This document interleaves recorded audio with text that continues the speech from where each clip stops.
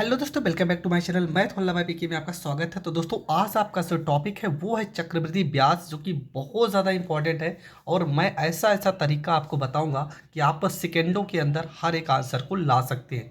तो पहला ही प्रश्न है। पहले प्रश्न में लिखा है कि किसी धन का 16 सही 2/3% चक्रवृद्धि ब्याज की दर से 2 वर्ष में मिश्र धन 9800 रुपये हो जाएगा, तो वह धन और चक्रवृद्धि ब्याज ज्ञात कीजिए। देखो, इसका जो फार्मूला है, फार्मूले से अगर हम करेंगे तो बहुत टाइम लगेगा। हम इसका ट्रिक सीखते हैं। होता क्या है, सबसे पहले यहाँ पर लिखा है 16 सही 2/3%। इसको हम फ्रैक्शन में चेंज करेंगे तो आपको पता है 16×3=48 में 2 जोड़ देंगे, हो जाएगा 50 बटे में आपका 3% हटाएंगे तो यहाँ पे 100 हो जाएगा, मतलब 300। 50 से 300 को काट देंगे तो हो जाएगा 1/6 हो जाएगा। ठीक है, 50 से 300 को काटेंगे तो कितना आएगा, 1/6। अब यहाँ पे हमारा जो मूलधन था, ये जो नीचे वैल्यू लिखा है ना, ये आपका मूलधन होता है। और यहाँ पर 1 रुपये का इस पर ब्याज लगेगा और आ जाएगा आपका 7 रुपये मिश्र धन। मतलब यहाँ पर हम 6 लिखेंगे, 6 में 1 जोड़ देंगे तो यहाँ पर हो जाएगा 7। ये 1 वर्ष का है, लेकिन सवाल में कितना वर्ष बोला गया, सवाल में बोला गया 2 वर्ष। तो इसको हम 2 बार लिखेंगे। यहाँ पर फिर से लिखेंगे 6 और यहाँ पे लिखेंगे 7। ठीक है, 2 बार हमने इसलिए लिखा क्योंकि 2 वर्ष के लिए हमें निकालना है। 6 को 6 से गुणा करेंगे हो जाएगा 36। 7 को 7 से गुणा करेंगे हो जाएगा 49। दोनों का अगर अंतर देखेंगे, 9 में से 6 जाएगा, यहाँ पर 3 हो जाएगा। 4 में से 3 जाएगा तो यहाँ पर 1 हो जाएगा। ठीक है, 9 में से 6 गया 3, 4 में से 3 गया यहाँ पर 1। लेकिन यहाँ पे ये जो वैल्यू है ना, ये आपका क्या होता है, ये आपका होता है मूलधन। ठीक है, ये आपका क्या हो जाएगा, ये आपका हो जाएगा मूलधन। और यहाँ पे जो 49 लिखा है ना, ये आपका हो जाएगा मिश्र धन। और यहाँ पे जो ये 13 लिखा है, ये आपका हो जाएगा चक्रवृद्धि ब्याज। लेकिन सवाल में मिश्र धन 49 रुपये नहीं है, सवाल में 9800 रुपये है। तो 49 रुपये ना हो के कितना है, 9800 रुपये। 49 में कितने से गुणा करें कि 98 आ जाए, तो 49 में अगर हम 200 से गुणा करते हैं तो हमारा आ जाएगा 9800। उसी प्रकार सवाल में हमसे मूलधन पूछा था, तो मूलधन भी 36 रुपये ना होके इससे 200 गुना ज़्यादा, मतलब 7200 रुपये हो जाएगा। दूसरा चीज़ आपसे क्या पूछा गया था, दूसरा चीज़ आपसे पूछा गया चक्रवृद्धि ब्याज।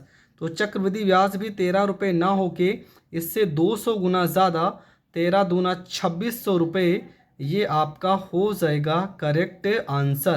तो ये प्रश्न भी आपका हो गया कंप्लीट। देखो, मैंने बहुत ही शानदार तरीका बताया है, आपको किसी फार्मूले को याद करने का ज़रूरत नहीं है। इसी तरीके से आप हर एक प्रश्न को सॉल्व कर सकते हो। आपका जो अगला प्रश्न है, देखो क्या लिखा गया है। लिखा गया है कि 1280 रुपये का 12 सही 1/2% प्रतिवर्ष चक्रवृद्धि ब्याज की दर से 2 वर्ष का मिश्र धन एवं चक्रवृद्धि ब्याज ज्ञात कीजिए।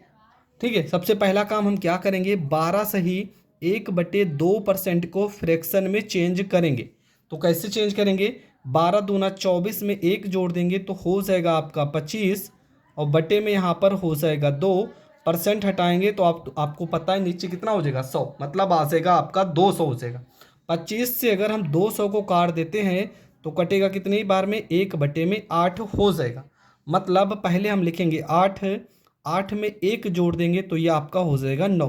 कितनी बार लिखना है, सवाल में देखो 2 वर्ष का सवाल है तो इसको हम 2 बार लिखेंगे। यहाँ पे 8 हो जाएगा, यहाँ पे हो जाएगा 9। 8 को 8 से गुणा करेंगे 64, 9 को 9 से गुणा करेंगे 81। इन दोनों को अगर हम घटा देते हैं तो 11 में से 4 जाएगा 7 हो जाएगा। यहाँ पे 7 में से 6 जाएगा 1 आ जाएगा। ठीक है, यहाँ पे जो वैल्यू लिखा होता है, हमने कहा ये आपका मूलधन होता है। यहाँ पर जो लिखा होगा ये आपका मिश्र धन होता है।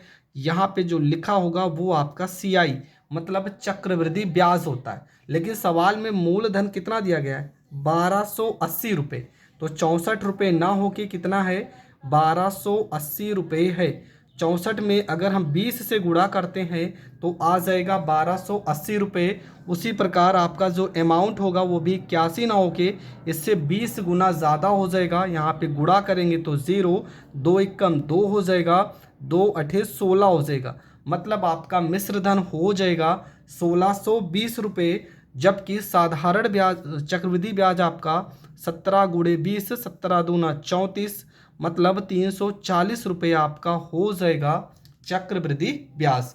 तो इस प्रश्न में भी हमें दो वैल्यू निकालना था, पहला आपका मिश्र धन, दूसरा आपका चक्रवृद्धि ब्याज। ये प्रश्न भी आपका हो गया कंप्लीट। अगला आपका जो प्रश्न है, प्रश्न में लिखा गया है कि किसी धन का 20% चक्रवृद्धि ब्याज की दर से 2 वर्ष में चक्रवृद्धि ब्याज 440 रुपये हो जाएगा, तो वह धन और मिश्र धन ज्ञात कीजिए। ठीक है, प्रश्न में इस बार चक्रवृद्धि ब्याज दिया गया है, 20% लिखा है, तो हम 20% को पहले भिन्न में चेंज करेंगे। 20% इसको भिन्न में चेंज करेंगे, हो जाएगा 20%, हटा देंगे बटे में हो जाएगा 100, 20 पंचे 100, इसको काट देंगे तो आ जाएगा 1/5। मतलब पहले 5, उसके बाद 5 में 1 जोड़ देंगे तो यहाँ पर हो जाएगा 6। कितने वर्ष के लिए हमें निकालना है? 2 वर्ष के लिए। तो इसको हम 2 बार से लिखेंगे, 5 और यहाँ पे 6 हो जाएगा। 5 में 5 से गुणा करेंगे 25 हो जाएगा, 6 में 6 से गुणा करेंगे 36 हो जाएगा। इन दोनों का अंतर आ जाएगा आपका 11। हमने कहा कि यहाँ पे जो वैल्यू होता है ये आपका मूलधन होगा, यहाँ पे आपका मिश्र धन होता है, यहाँ पे आपका CI होता है। इन दोनों का जो अंतर आएगा वो आपका चक्रवृद्धि ब्याज हो जाएगा। लेकिन सवाल में चक्रवृद्धि ब्याज 11 रुपये ना होगी, कितना दिया गया है? 440 रुपये दिया गया है। तो आप 11 ना हो कि कितना है? 440 है। मतलब 11 से कितने गुना ज़्यादा है? तो 11 में अगर हम 40 से गुणा करा देते हैं तो आ जाएगा 440 रुपये। उसी प्रकार आपका मूलधन भी 25 रुपये ना हो के 25 में 40 से अगर हम गुणा करा देते हैं तो 25 चौको 100, मतलब आपका 1000 रुपये आ जाएगा मूलधन। लेकिन अगर अमाउंट पूछा गया है तो अमाउंट में हम 36 में 40 से करा देंगे गुणा और हमारा अमाउंट निकल आएगा।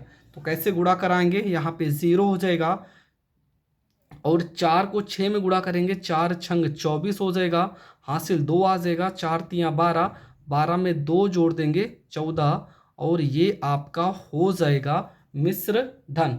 तो ये प्रश्न भी आपका हो गया कंप्लीट। हमने कहा कोई भी वैल्यू अगर परसेंट दिया होगा, कुछ भी, मान लेते हैं यहाँ पे 5% ही लिखा है, सबसे पहला काम आप इसे भिन्न में चेंज करोगे तो 1/20 हो जाएगा। ठीक है, 1/20, यहाँ जो बटे में 20 लिखा है ये आपका मूलधन होता है, यहाँ पर 1 जो लिखा रहेगा ये आपका CI हो जाएगा। 20 में 1 जोड़ दोगे 21। आपको इसी प्रकार जितने वर्ष दिया रहेगा आपको उतनी बार लिखना है और उसके बाद आपको सॉल्व कर देना है। हर एक प्रश्न आपका आंसर आ जाएगा। इसी तरह से बहुत सारे प्रश्न हैं, हर एक वीडियो में हम डिस्कस करेंगे। हर एक वीडियो आपके लिए बहुत ज़्यादा इंपॉर्टेंट होगा। आज से ही आप प्रिपरेशन अपनी तैयार कर लीजिए, आपको पक्का गवर्नमेंट कॉलेज ज़रूर मिल जाएगा।